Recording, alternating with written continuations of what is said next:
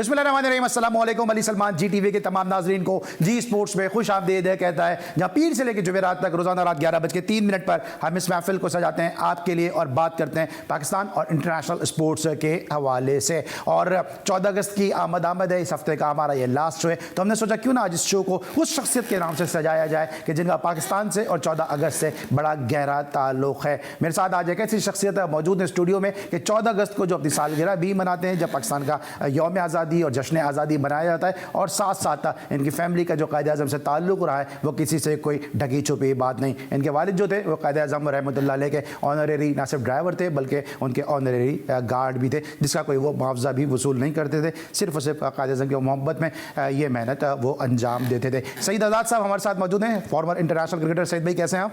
अल्हम्दुलिल्लाह, thank you, welcome to the show sir. Thank you sir, बहुत बहुत शुक्रिया। अली आपका जी टीवी का बहुत बहुत शुक्रिया। मेरे लिए वाकई बहुत इंपॉर्टेंट डेज हैं और ये महीना भी इंपॉर्टेंट है। 14 अगस्त मेरे लिए बहुत ही खास दिन है। या बिल्कुल। और साथ साथ हमारे साथ वीडियो लिंक पे एक ऐसी शख्सियत जो अपने वक्त से शायद कहीं पहले पैदा हो गए, अगर इस दौर में होते तो T20 क्रिकेट में बिलखुसूस जो हॉट केक के तौर पे लिए जाते, जितना बोल्ड एंड बुलंद बोलते हैं इतनी उम्दा बैटिंग भी किया करते थे। और उस दौर में कि जब डिपार्टमेंटल क्रिकेट बहुत स्ट्रांग होती थी और पाकिस्तान इंटरनेशनल एयरलाइन की टीम में सिलेक्ट होना ऐसा ही था जैसे पाकिस्तान की टीम में सिलेक्ट होना, उस दौर में इन्होंने पाकिस्तान इंटरनेशनल एयरलाइन के लिए सर्विसेज फराहम की। क्लोजिंग पोजीशन में बड़े अच्छे फील्डर थे और कई जो खिलाड़ियों के कोचिंग के भी फ़राइज़ अंजाम दिए। अमेरिका से हमारे साथ मौजूद होंगे साजिद खान साहब। अस्सलाम वालेकुम साजिद भाई। बहुत शुक्रिया अली सलमान साहब, आपको बहुत बहुत सलाम। सईद आज़ाद साहब को बहुत बहुत सलाम वालेकुम। ठीक है जनाब, अस्सलाम वालेकुम साजिद भाई। बात करेंगे आप दोनों जबरदस्त क्रिकेटर से, लेकिन सबसे पहले प्राइम का फॉर्मेट, आज की top stories. Pakistan domestic cricket में हिस्सा लेने वाले रेंज के सुदूर की ज़का अशरफ से मुलाकात में डोमेस्टिक क्रिकेट के ढांचे से मुतालिक तफसीली बातचीत। पाकिस्तान क्रिकेट बोर्ड का लेजेंड क्रिकेटर हनीफ मोहम्मद को खराज अकीदत ग्रेड 2 क्रिकेट टूर्नामेंट का नाम हनीफ मोहम्मद ट्रॉफी रख दिया गया। हनीफ मोहम्मद की पाकिस्तान क्रिकेट के लिए खिदमत नाकाबिले फरामोश हैं। ज़का अशरफ, वालिद को खराज अकीदत पेश करने पर PCB का शुक्रगुजार हूँ। Shoaib Mohammad, Pakistan women's cricket team के हेड कोच मार्क कोल्स ओहदे से मुस्ताफी हो गए। जमान खान वनडे T20 में नसीम शाह से बेहतर बॉलर हैं आकिब जावेद। अगर मुझसे पूछा जाए तो मैं वर्ल्ड कप सेमीफाइनलिस्ट टीमों के लिए ऑस्ट्रेलिया, इंग्लैंड, पाकिस्तान और भारत का नाम लूंगा। वीरेंद्र सहवाग।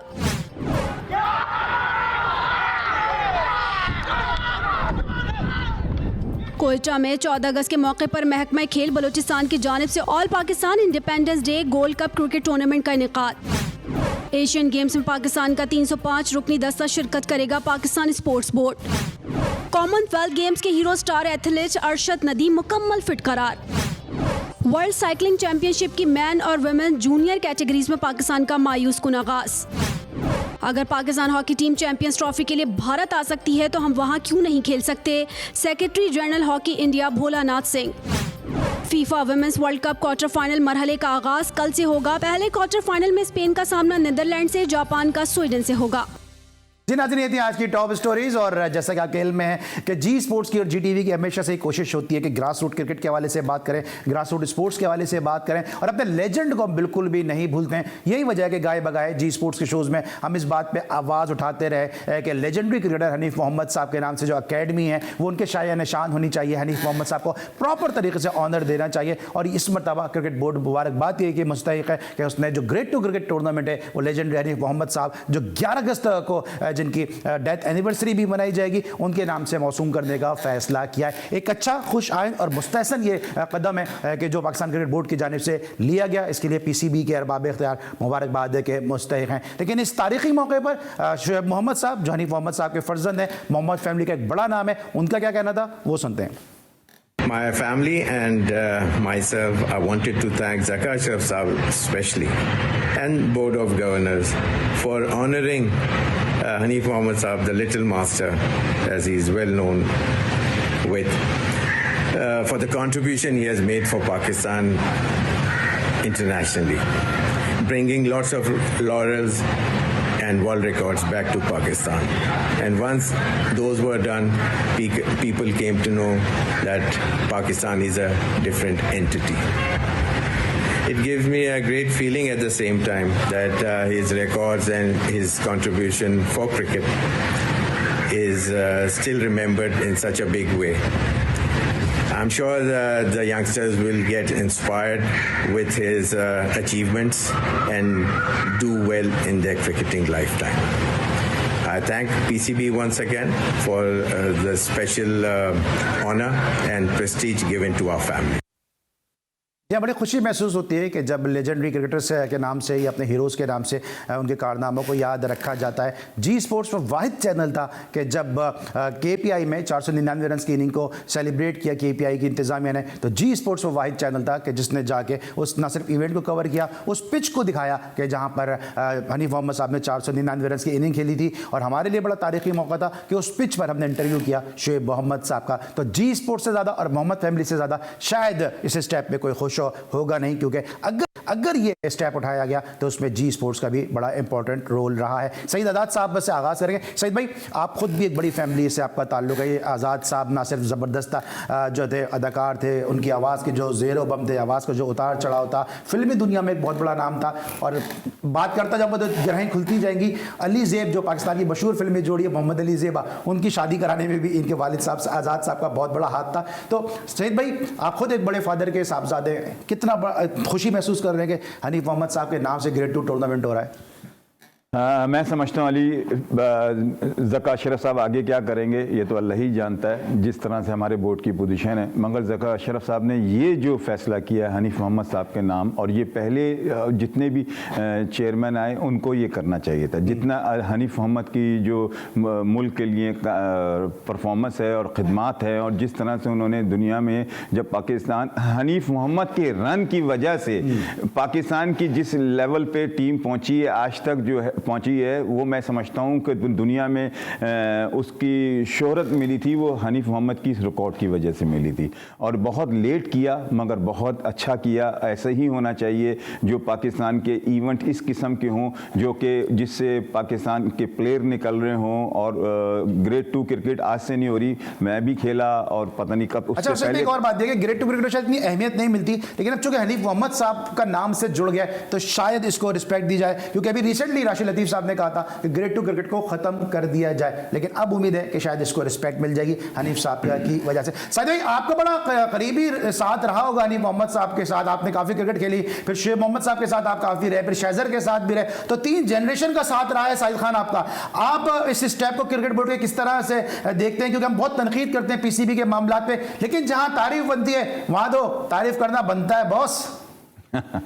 बहुत शुक्रिया अली सलमान सईद आज़ाद साहब, बहुत ही इंपॉर्टेंट बात की। Little master daddy Hanif Mohammad साहब को हम डैडी कहते थे, और यकीनी तौर पर जिस तरह आप बात करें 337 रन 499 हाफ रन, जिस पिच की आप बात कर रहे हैं, अक्सर डैडी उस पर लड़ लिया करते थे, 400 रन आउट लेते हुए और आउट हुए थे।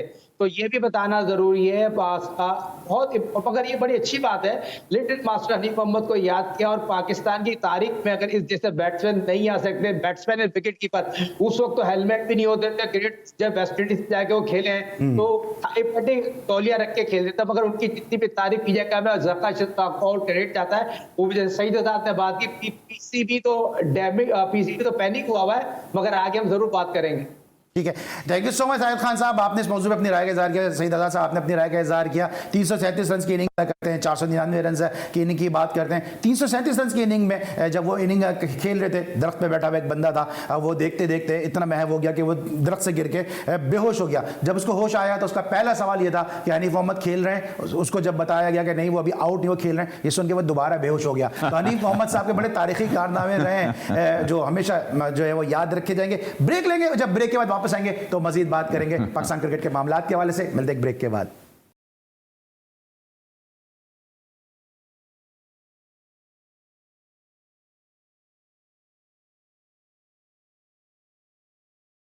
Welcome back after the break. और ब्रेक पर जाने से पहले हम बात करते हैं ग्रेड 2 क्रिकेट के हवाले से, जो हनीफ मोहम्मद साहब के नाम से इस मरतबा ये टूर्नामेंट खेला जाएगा। लेकिन PCB के चेयरमैन ज़का अशरफ साहब, डायरेक्टर डोमेस्टिक जुनैद ज़िया ने और दीगर क्रिकेट बोर्ड के अरबाब इख्तियार ने जो रीजनल सदूर हैं उनके साथ गुफ्तगू की है। उस इजलास की दरून खाना क्या कहानी है ये जानेंगे अपने नुमाइंदे खुसूसी इमरान लतीफ़ साहब, जो इस वक्त हमारे साथ बज़रिया वीडियो लिंक मौजूद है। उनसे हम जानेंगे कि क्या रहा इस इजलास में। इमरान, क्या तफसीलात हैं इस इजलास के हवाले से?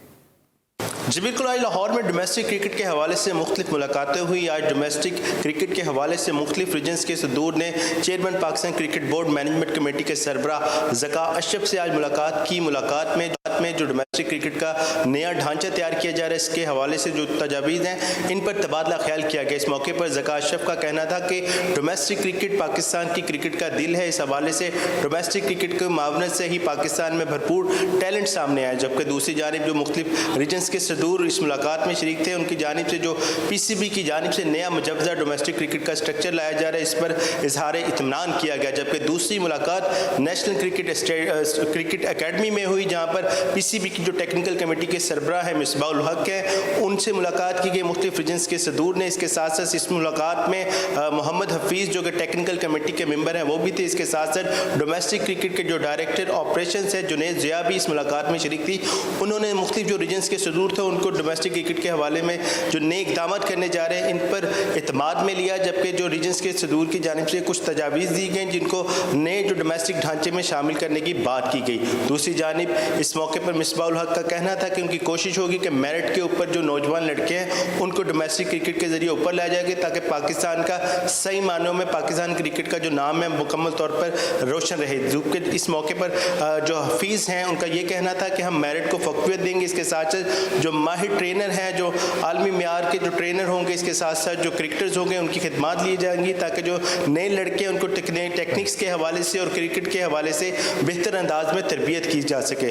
जबकि दूसरी जानिब बात पता लगी है कि कुछ रीजन्स के जो सदूर हैं वो इस मुलाकात में शरीक नहीं, मगर मजबूरी तौर पर अक्सर और बेशतर जो रीजन्स के सदूर ने इस डोमेस्टिक क्रिकेट के हवाले से दो अहम मुलाकातों में शिरकत की है। जी ठीक है, thank you so much. Imran Latif साहब हमारे साथ मौजूद थे। मैं अपडेट कर इस इजलास के हवाले से, और सईद आज़ाद साहब हुए या साजिद खान साहब हुए, दोनों डोमेस्टिक क्रिकेट से जुड़े हुए हैं, दोनों की डोमेस्टिक क्रिकेट पे निगाह भी है और दोनों डोमेस्टिक क्रिकेट की ही प्रोडक्ट भी हैं। सईद भाई, ये जो इजलास हुआ है जिसमें डोमेस्टिक क्रिकेट के हवाले से सिफारिशात दी गई हैं और उसके हवाले से लाए अमल इख्तियार किया, ये बताएं कि इस डिपार्टमेंट की क्या तैयारियां हैं, कितना डिपार्टमेंट जो है वो तैयार है? क्योंकि 5-6 साल से परसों इकबाल कासिम साहब मेरे साथ मौजूद थे, उनका ये कहना था कि 6 साल का जो गैप है इसको फिल करना काफ़ी मुश्किल होगा।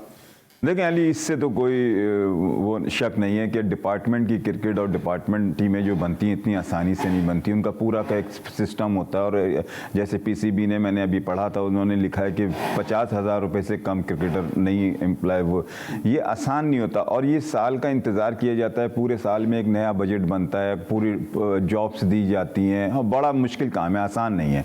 मगर मुल्क की बेहतरी के लिए मैं समझता हूँ, और ये डिपार्टमेंट की क्रिकेट ने ही आज तक, जो आज इमरान खान है और ये इकबाल कासिम साहब हैं, जो भी सब जितने भी पाकिस्तान के सुपरस्टार थे ये डिपार्टमेंट से ही आए। तो अब जैसे तैसे भी फर्स्ट ईयर होगा, डिपार्टमेंट की टीमें बने। मैं अगर खेलना चाहिए, अगर डिपार्टमेंट की टीम खेलेगी आज नहीं तो अगले साल अच्छी हो जाएगी। मगर जैसी तैसी ये फर्स्ट क्लास क्रिकेट का स्टैंडर्ड मैं समझता हूँ कि डिपार्टमेंट क्रिकेट, जो भी डिपार्टमेंट खेलना चाहता है, और उनके प्लेयरों को भी चेक करें और उसके साथ खिलाएं। इसलिए कि शुरू में, अभी मैं नेशनल बैंक से हूँ, मुझे ये पता है डिपार्टमेंट की पोजीशन क्या है। अब इसी तरह पूरे मुल्क की आपको पोजीशन पता है। अब पाकिस्तान का जो टेस्ट प्लेयर होता है या कोई बड़ा प्लेयर होता है, वो छोटी मोटी पोस्ट में नहीं आता, एक अच्छे अमाउंट में आता है। तो इस पोजीशन में बैंक नहीं है कि अभी वो उसको कर सके। तो आप और सिर्फ एक नेशनल बैंक है, बल्कि पूरे जो मुल्क की मजबूरी सूरत हाल है, बिल्कुल उसके हालात ही ऐसे ही चल रहे हैं। बिल्कुल ऐसे ही। तो अब टाइम लगेगा, मगर मिसबा और हफीज से मुझे ये उम्मीद है कि जो पिछला जो मैनेजमेंट थे, PCB के जो भी अहदेदार थे, मज़ा नहीं आया उनकी डोमेस्टिक स्ट्रक्चर से, उनकी पॉलिसियों से मज़ा नहीं आया। ऐसा उन्होंने प्लेयर पैदा नहीं किए और ना क्रिकेट में जान डली। मगर ये है कि हो सकता है कि अभी ये साल तो आप ये समझ लें क्रिकेट का, अगर ज़का अशरफ साहब बंदे अभी तक मैंने देखे हैं, तीनों इंज़माम भी मुझे इन्वॉल्व नज़र आ रहा है, अभी PCB में मिसबा भी इन्वॉल्व नज़र आ रहा है, और अच्छे जिनका बैकग्राउंड क्रिकेट में मैंने देखा, जो अभी तक जो खेलते आए हैं, उन्होंने पाकिस्तान के लिए किया है और ख़ुद भी मेहनत से ऊपर आए। तो ये भी डोमेस्टिक क्रिकेट के लिए भी अच्छा करेंगे और पाकिस्तान के लिए भी सोचेंगे। और मेरिट पे हफीज़ तो मैंने काफ़ी दिनों से, हफीज़ को तो मैं जानता हूँ, वो भी थोड़ा सा उसका माइंड देखें आपने, उसमें आपको पता होगा हफीज़ आमिर के सिलसिले में कितना वो हो गया था, स्ट्रिक्ट हो गया था। तो अगर वो ये बात कह रहा है कि मेरिट होगा तो फिर वाकई ही मेरिट होगा। और ग्रेड 2 की क्रिकेट होनी चाहिए और बहुत ज़रूरी है ग्रेड 2 की क्रिकेट। आप क्या कहते हैं, डिपार्टमेंट क्रिकेट को शुरू करना कितना मुश्किल होगा और ये कितना ज़रूरी है, क्योंकि पाकिस्तान इंटरनेशनल एयरलाइन पहले ही थोड़ा जबूहाली का शिकार थी जब डिपार्टमेंट क्रिकेट खेली जा रही थी। प्लेयर जो थे उस अंदाज के पास आपके पास अवेलेबल नहीं थे, क्योंकि आपके रिक्रूटमेंट हो नहीं रही थी, नए लड़के पीआईए ले नहीं पा रहा था, तो टीम की परफॉर्मेंस भी नीचे गई थी। अब नए फेज में क्या समझते हैं आपके, पीआईए हुआ, नेशनल बैंक हुआ या और डिपार्टमेंट हुई, सुई सदरन सुई नॉर्दर्न, तो कितनी जरूरी है डिपार्टमेंटल क्रिकेट और प्लेयर्स की जो एक्सपेक्टेशन है क्या वो फुलफिल हो सकेंगी? अली सलमान 4 साल तो क्रिकेट का बेड़ा गर्क कर दिया इन्होंने, डिपार्टमेंट का बेड़ा कर दिया। उसका कसूरवार कौन है? तो पहले तो डिपार्टमेंट 4 साल बाद जिस तरह 6 साल जिस तरह सईदाद ने एक तफसीली गुफ्तगू की, जिस तरह सईदाद ने तमाम चीजों को कवर किया, पहले ये मुझे बताइए डिपार्टमेंट की मुश्किलात के बावजूद भी लड़कों को रोजगार दे रहे थे, उनकी फैमिली को बेटर दे रहे थे, बॉल दे रहे थे, बोटिंग लॉजिंग दे रहे थे, तमाम चीजों को कवर। पाकिस्तान क्रिकेट बोर्ड को कोई भी परेशानी नहीं थी, मगर क्रिकेट का डैमेज किया साबिक वजीर आजम ने। उसने क्रिकेट का सोने का चम्मच पैदा हुआ, उसे क्रिकेट 40 साल से उसकी ख्वाहिश थी, उसने डिपार्टमेंट बनकर आगे बेहजारों लड़कों को रोजगार कर दिया। हॉकी क्रिकेट उसका सारे डिपार्टमेंट बनकर आ दिए साबिक वजीर आजम ने। कोई शर्म करे, कोई हया करे, मुल्क के कैरियर के साथ खेल दिया। आज मुझे बोले डिपार्टमेंट खोले, आप डिपार्टमेंट खोले मगर डिपार्टमेंट फ्री में खेलेंगे, डिपार्टमेंट को आपको बनाना पड़ेगा। तो पीसीबी के पास बहुत ज्यादा पैसे हैं और डिपार्टमेंट को फ्रंट पे लाने के लिए आप जितने भी डिपार्टमेंट ग्रेड 1 खेलते थे, जो 12 लाख रुपए ये मांग रहे टूर्नामेंट फीस, तो डिपार्टमेंट एसोसिएशन को लंच देता है, बोर्डिंग लॉज देता है, ग्राउंड के तमाम खर्चे देता है। डिपार्टमेंट एसोसिएशन का खर्चा भी बर्दाश्त करता था और अपनी तमाम खिलाड़ी को रोजगार देता है। मगर मेरा कहने का मकसद ये है डिपार्टमेंट जितने भी डिपार्टमेंट ग्रेड 1 के हैं उनको पीसीबी पैसे नहीं लें, उनको सहूलत को प्रोवाइड करें और डिपार्टमेंट को आने के लिए बहुत ज्यादा टेलीकास्ट मैच करें, मार्केटिंग करें। या तो मार्केटिंग में छोरों को ले आते हैं, यहाँ से अमेरिका से बुला लिया मार्केटिंग के लिए, जिससे पहला खड़ा कर दिया क्रिकेट का। और जब बात करें इस कमेटी में लोग, और तीनों लोग क्या और कराची का कोई लोग नजर नहीं आएंगे। इमाम ने इसने बेड़ा गर्क कर दिया आपके मिसबाह हक ने, मिसबाह हक ने मेरिट का काम किया, क्या हफीज ने मेरिट का काम नहीं है? मुझे बताओ, टीम अनाउंस की है, एशिया कप की सही टीम अनाउंस किया? अच्छा, मैं टीम पर मैं साहब टीम पर आऊंगा। अभी मैं जरा डिपार्टमेंट क्रिकेट की बात करूं क्योंकि मैं ब्रेक करना शहीद भाई, आप भी ना सिर्फ आपने जो कहते हैं ना कि वो गुफ्तार के गाजी नहीं है बल्कि किरदार से भी आपने सपोर्ट किया और आप एक ग्रेड 2 की टीम बनाने जा रहे थे। कितनी मुश्किलात का सामना करना पड़ रहा है आपको कि ग्रेड 2 की टीम आप रजिस्टर्ड करवा लें, ग्रेड 2 से लड़कों को रोजगार दे दें, प्लेयर्स को, कराची के प्लेयर्स को और पूरे जो पाकिस्तान के प्लेयर्स को खेलने का मौका दे दें। कितना मुश्किल है इस सेटअप का हिस्सा बनना? अली, अभी साजिद खान ने बहुत ज़बरदस्त बात की है कि पीसीबी को डिपार्टमेंट, जितने भी डिपार्टमेंट ग्रेड 2 के डिपार्टमेंट हों या फर्स्ट क्लास के लिए डिपार्टमेंट, जो इंटरेस्टेड हैं खेलने के लिए, पीसीबी को फेवर करना बहुत ज़रूरी है। इसलिए कि मुल्क के हालात ऐसे हैं, इस वक्त मजबूरी है डिपार्टमेंट को इन करना। तो अगर मैं ये समझता हूँ कि अगर पीसीबी थोड़ा फेवर कर दे, फीस कम कर दे या कोई एज दे दे, तो उससे क्रिकेट के लिए, मुल्क के लिए बेहतरी है। और जहाँ तक रही बात, आपको अभी आपको मुझे पता चला है कि ग्रेड 2 के लिए डिपार्टमेंट कुछ नहीं 45 डिपार्टमेंट ने अप्लाई किया है। 45 अब 45 डिपार्टमेंट्स में मुझे ये बताएं कि कितने 20 कम से कम 20 तो लड़के लेंगे ही ना। चलें, तनख्वाह कितनी भी, सैलरी कितनी भी कम हो, लाइफ तो सेफ हो जाएगी बच्चों की क्रिकेट का। अभी तो टोटली क्रिकेट कराची, मैं इसलिए कि कराची से ताल्लुक रखता हूं तो मैं बताऊं, आप अभी ये 3 साल के बाद ये अभी सीनियर डिस्ट्रिक्ट शुरू हुई है, अभी अंडर 19 और अंडर 13 की जो टीमें बनी है, आप यकीन करें टेप बॉल के बच्चे आए हैं, वो ऐसे बच्चे आए खेलना जिनको बैट पकड़ना नहीं आता था। पूरी आप उठा के देखें परफॉर्मेंस किसी बच्चे की नहीं आई, क्रिकेट ना होने की वजह से ऐसा होने की नहीं आया। और यही वजह है कि सईद भाई ने, मैं आगे इस बात को डिस्कस करता कि कराची की टीम राना नवीद एकेडमी के सामने जो बलूचिस्तान कप हो रहा है, जिसमें खुर्रम मंजूर भी खेल रहे हैं, दानिश अजीज भी खेल रहे हैं और उमैर बिन यूसुफ भी खेल रहे हैं, इतनी मजबूत कराची की टीम महज 72 रन पर आउट हो गई। जिस तरह हम बात कर रहे हैं ग्रेड 2 क्रिकेट के हवाले से, अभी भी कराची में कुछ लोग ऐसे हैं, खालिद जियाद साहब जैसे लोगों की सूरत में और अब्दुल सत्तार जैसे साहब के लोगों की सूरत में, कि जो क्रिकेट को प्रमोट करना चाहते हैं, ग्रेड 2 डिपार्टमेंट बनाना चाहते हैं, लेकिन जो रुकावट है वो उनकी राह में हायल हो रही हैं। तो क्रिकेट बोर्ड को इस हवाले से भी सोचना होगा। मिलते हैं एक छोटे से ब्रेक के बाद।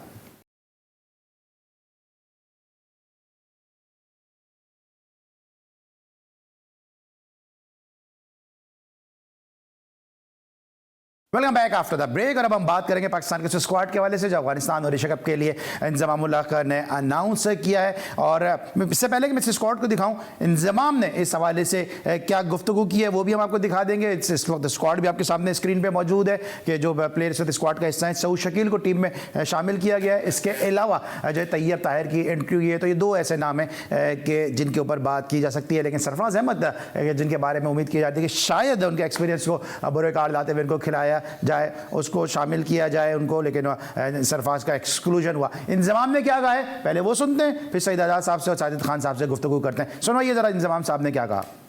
शान बड़ा अच्छी परफॉर्म किया इसने, क्योंकि जी पिछला सीज़न वगैरह बहुत अच्छा खेल किया था। अनफॉर्चुनेटली पिछली सिलेक्शन ने उसको मौका दिया था तो उसकी कोई परफॉर्मेंस नहीं अच्छी।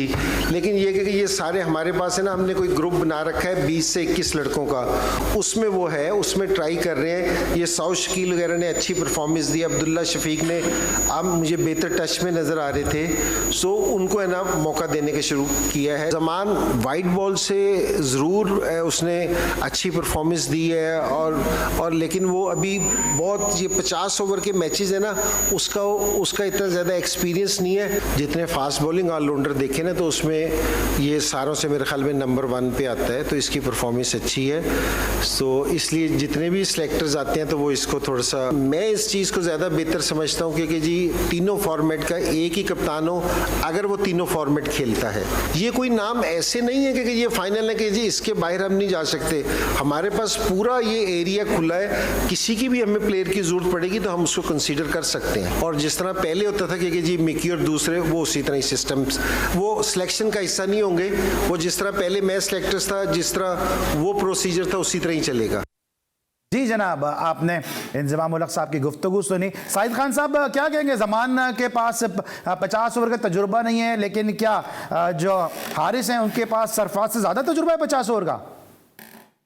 कोई शर्म करें, कोई हया करें। क्रिकेट का मेरिट का कत्ल करते हैं। 140 ओडीआई खेला और पाकिस्तान की हिस्ट्री का कामयाब तरीन कप्तान, और इंजी 2019 से चीफ सिलेक्टर बने थे। 6 मैचों में जाके इंग्लैंड में टीम को डिस्टर्ब किया, जब बाद में इंजी को हटाया गया, उसमें पाकिस्तान की कारकर्दगी दिखाई, जमीन आसमान का फर्क है। इंजी को ये बात कहना नहीं चाहिए, इंजी को फाइट करना चाहिए थी सरफराज के लिए, मगर बदकिस्मती थे। सारे शॉट तो मिसबा खेल रहे, उनके बेटे रिजवान खेल रहे। और मुझे बताइए, हारिस तो हमेशा 2021 में लेके चल रहे ना, रिजवान के करलब के बेटे थे, करजान के बेटे। मगर मुझे बताइए, क्रिकेट के ग्रेटेस्ट प्लेयर, अगर सर माजिद भट्टी साहब बात कर रहे हैं और बड़े बड़े प्लेयर बात कर रहे हैं, सईद आजाद बात कर रहे हैं, ये सरफराज मेरिट पे उतरता है नहीं उतरता? मुझे बताइए, पहले न्यूजीलैंड के खिलाफ जो मेरिट का कत्ल किया, 9 ओडीआई उसके खा गए, उसको मौका नहीं दिया। 2021 में उसको 1 ओडीआई आग पे खिलाया था। अब 2.5 साल बाद पहले उसको आप लेके आ जाते हैं किसी को, फिर वो बात कर रहे हैं उसकी किसकी, शान मसूद की। शान मसूद 10 साल से पाकिस्तान क्रिकेट में खेल रहा है। मैं डंके की चोट में कहने को तैयार हूं, अब वक्त आ गया है। डॉक्टर वकार मसूद जो साबिक फर्स्ट क्लास क्रिकेटर हैं, उसके चचा हैं, तो यकीनी तौर पर नए पीसीबी के चेयरमैन डॉक्टर मसूद होंगे, क्योंकि अब बहुत ज्यादा सर से पानी गुजर चुका है। शान को सिफारशी प्लेयर थोड़ी है यार, मेरिट पर आया। मंसूर खान को क्रिटिसाइज करते, वकार मसूद को क्रिटिसाइज करते। ये देखें, शान 10 साल से क्रिकेट खेल रहा है, और शान जो न्यूजीलैंड के खिलाफ आया था, उसको कहा आप मौके दिए, जो से कारकर्दगी दिखाइए। आप अब्दुल्ला शफीक की तारीफ करते, सऊद शकील को एक करें, उसने हिस्ट्री क्रिएट कर दी है पाकिस्तान की तारीख में। 140 साल तारीख में उसने बनाया, उसको कह रहे हैं हमने सिर्फ उसके लिए रखा है, किसके लिए? अफगानिस्तान के लिए। और सिर्फ पेशावर जख्मी की कोच मैनेजमेंट है कि नदी उमर साहब की, सलमान इकबाल साहब के, और लोग फ्रेंचाइज वाले नहीं बोलेंगे, इस ढग्गे की सिर्फ पेशावर जख्मी वाले छाए हुए। ठीक है, चलें, आपकी अपनी राय है। और बड़ी ब्रेकिंग दे दी साजिद खान साहब ने कि वकार मसूद साहब जो हैं वो अगले चेयरमैन होंगे, और ये क्लिप मैं आपको संभाल के भी रखूंगा कि आए आपकी बात मुस्तकबिल में दुरुस्त साबित होती है या नहीं। सईद भाई, आपको ये स्क्वाड कितना बैलेंस लग रहा है? क्योंकि फ़हीम अशरफ को सबसे पहला मौका भी नेशनल बैंक ने ही दिया था, तो ये कितना आपको स्क्वाड बैलेंस लग रहा है? सऊद शकील की आमद हुई है, फिर इसके अलावा तैयब ताहिर को शामिल किया गया है। देखिए, बात ये है कि अभी जितने भी पूरी की पूरी टीम मैंने देखी थी, और ये अच्छी टीम है, ठीक टीम है, मगर आपको इसमें जो हमारी यहाँ जो सोचने की बात है, मुझे ये बता दें, सिर्फ बाबर आजम और एक ओपनर और रिजवान की जगह के अलावा कि कोई बैटिंग ऑर्डर किसी का आपके पास नहीं है। टीम सब लड़के टैलेंटेड हैं। अच्छा हाँ, शान मसूद की जहाँ साजिद भाई ने बात की, इसमें कोई शक की बात नहीं। लेकिन इतने बड़े इवेंट में, इतने एशिया कप हो या वर्ल्ड कप हो, ये एक इनके टाइमिंग है ना इनके होने के। और इसी जब लड़का परफॉर्मेंस करता है, प्लेयर खेल रहा होता है, वो इन्हीं दिनों के लिए तैयार हो रहा होता है। तो मगर इस वक्त नईम ताहिर को मैं समझता हूँ कि शान मसूद को जगह देनी चाहिए। उसको इन्होंने गलत डाला, उसको अभी बच्चा था, यंग था, उसको आगे चांस मिल जाता। इमर्जिंग कप की वजह से दिया, लेकिन बच्चा तो वो भी नहीं, 30 साल तो उसकी भी उम्र है ना। अब 30 साल उम्र है, तो मैं तो ये समझता हूँ कि शान मसूद के साथ तो बहुत बड़ी ज्यादती हुई है। जब वो 30 साल की उम्र में जब आप उसको इतने बड़े, या तो फिर हमेशा से इंजमाम हो या कोई भी हो, कितना ग्रेट प्लेयर हो, कुछ हो, मुझे ये समझ में नहीं आता कि हम अपने सीनियर्स प्लेयर के साथ तैयार किए हुए जिसमें पैसे खर्च किए हुए होते हैं मुल्क ने, पीसीबी ने, हम उसको दूध की तरह, जैसे दूध में से मक्खी निकाल के फेंक देते हैं, वैसे फेंक दिए। शान तो अब तो तैयार हुआ था, आपका टीम जिसे कहते हैं कि मैं तो कहता हूँ बेस्ट फील्डर है, बेस्ट बैट्समैन है, आप किसी नंबर पे भी खिला रहे हैं, उसने शो किया, मगर टीम में जगह बनती थी। अच्छा, आपने दूसरी अली सरफराज की बात कर रहे थे। सरफराज देखें, मैं जिस नजरिए से देखता हूं ना, सरफराज किसकी वजह से पीसीबी या कोई भी सिलेक्टर आता है, क्यों खिला रहा है, कौन सा प्रेशर आता है जो सरफराज खेलता है, वो तो बाहर होने वाला प्लेयर ही नहीं है। मगर आपने जैसे फवाद आलम के साथ होता आया था जिंदगी भर, जब फवाद आलम को कहीं अच्छा कोई नेक बंदा मिल गया, कोई उसको सपोर्ट मिली, तो वो वापस अंदर आ गया। तो मैं तो समझता हूँ सरफराज को जो अभी भी वापस कम बैक किया था, उसने ये मीडिया की वजह से किया था। मीडिया बहुत बोलता था, मगर सरफराज अगर इसको नहीं लेके जा रहे तो इसका मतलब यह है कि उन्होंने खिलाना ही नहीं था। तो सरफराज को बाहर बिठाना भी ज्यादती है। अगर नहीं खिलाना तो मैं समझता हूं फिर आपने हारिस भाई, मुझे इस गुफ्तगू को वाइंड अप करना, आखिरी मुझे 10 सेकंड के अंदर बता दें कि अबरार अहमद की भी क्या जगह नहीं बनती थी, क्योंकि मिस्ट्री बॉलर है, वो भी कहीं ना कहीं फायदेमंद हो सकता था।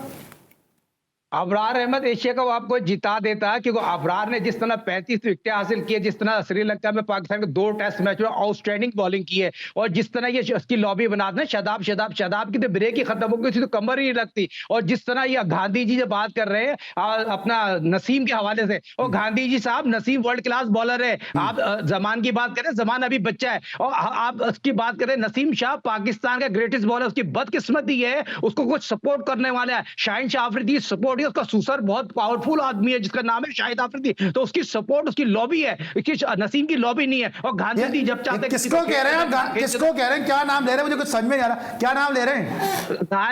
गांधी जी आकिब जावेद को कह रहा हूं। अच्छा, क्यों उनको क्यों कह रहे हैं? वो क्या आपने उनको क्या धोती पहने हुए देखा है कभी? नहीं, वो गांधी जी को फॉलो करते हैं, वो किताब पढ़ते हैं ना गांधी जी की। हम तो उनके अच्छा, मैं समझा आपने शायद या तो धोती पहने हुए, शाहिद भाई मैं समझा था आपने धोती पहने हुए देखा है, या शायद आपने जो उनको कभी जो है वो जिन्ना गांधी सीरीज के हवाले से आप बात करें। अच्छा, एक मिनट सुनवा दो पहले कि आपके गांधी जी ने और हमारा आकिब जी ने क्या कहा है, कि पहले हम वो सुनवा दे सकते हैं। उन्होंने सिर्फ ये कहा है कि जी जमान जो है वो बेहतर बॉलर है नसीम शाह से, तो आप इससे मुत्तफिक नहीं है?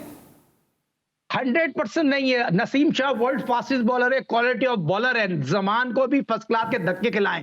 जमान 2020 का बॉलर है, वो तीनों फॉरवर्ड का बॉलर है, उसको एक गति का सेंटर कॉन्टैक्ट भी मिल गया। साजिद भाई आप कह रहे हैं कि जल्मी को सपोर्ट हो रही है, तो आकिब जावेद भी तो खाली जो है वो कलंदर को सपोर्ट करते हैं, वो कराची किंग की और कोयटा ग्लैडिएटर की कहां बात करते हैं? वो आकिब जावेद तो सऊद शकील का नाम नहीं ले रहा। और सईद आजाद ने बड़ी प्यारी बात की थी, मुझे अब्दुल्ला शफी की लॉबी बना दी। अब्दुल्ला शफी ने 10-12 इनिंग में कोई रन नहीं बनाए थे, और सऊद शकील को वो खा गया। ये आकिब जावेद की बात करूं, कामरान अकमल की बात करूं, ये अपने ट्वीट पे, अपने फेसबुक पे जाकर एक लॉबी बनाई हुई है, इन्होंने धंधे मचाए हमारे लड़के के साथ के नांसाफी है क्रिकेट। नहीं सर, वो भी हमारे ही लड़के, ऐसा तो नहीं बोले ना साजिद भाई। नहीं, देखे बात सुने, मेरा मौका भी है, मैंने भी क्रिकेट खेली है, मैं गलत बात नहीं करूंगा, आपको सच की बात करूंगा। इन्होंने लॉबी बनाई भी है, लॉबी को खत्म होना चाहिए। ठीक है, आपके ख्यालात हैं, और आपने कहा हमारे लड़कों की बात कर रहे हैं, तो ये आप दोनों ही, कराची को आप दोनों ने लीड भी किया है, कराची को आप दोनों ने काफी सर्व भी किया है। ये कराची क्रिकेट की हालत इस वक्त क्या चल रही है कि जो इंडिपेंडेंस कप हो रहा है, उस इंडिपेंडेंस कप की बात करेंगे जो बलूचिस्तान में खेला जा रहा है, एक बड़ा अच्छा इनिशिएटिव है हुकूमत बलूचिस्तान का इस हवाले से। सईद भाई, ये जो क्या चल रहा है इंडिपेंडेंस कप में, राना नवीद एकेडमी के सामने कराची की टीम मैच 72 रन पर आउट हो गई। मैं ये जो टीम गई है मेरे ख्याल में मैंने पढ़ी थी, मैंने देखी जो ट्रायल हुए थे, ये कोई लड़का भी इसमें मेरे ख्याल में 3 महीने से बैट नहीं पकड़ा था। अच्छा, सीनियर प्लेयर लेके गए, नाम के प्लेयर लेके गए, ये सिर्फ कोयटा के एक इवेंट है, उसकी वजह से बड़े नाम लेके गए उसको कामयाब करने के लिए। मगर देखें क्रिकेट कोई नामों से नहीं होती, ये आपको इसको प्रैक्टिस चाहिए, टाइम चाहिए। अकेडमी की टीम से कराची की टीम, मैं कह रहा हूँ नहीं, जितना भी बड़ा प्लेयर क्यों ना हो, खुर्रम मंजूर हो जाए और दूसरे जितने बड़े प्लेयर हो गए, 3 महीने से इन्होंने बैट को हाथ नहीं लगाया, तो फिर यही होगा। अच्छा, जरा इस हवाले से एक रिपोर्ट भी तैयार की गई, जरा वो भी देखते हैं कि इंडिपेंडेंस कप के हवाले से क्या हो रहा है। आइए दिखाइए जरा।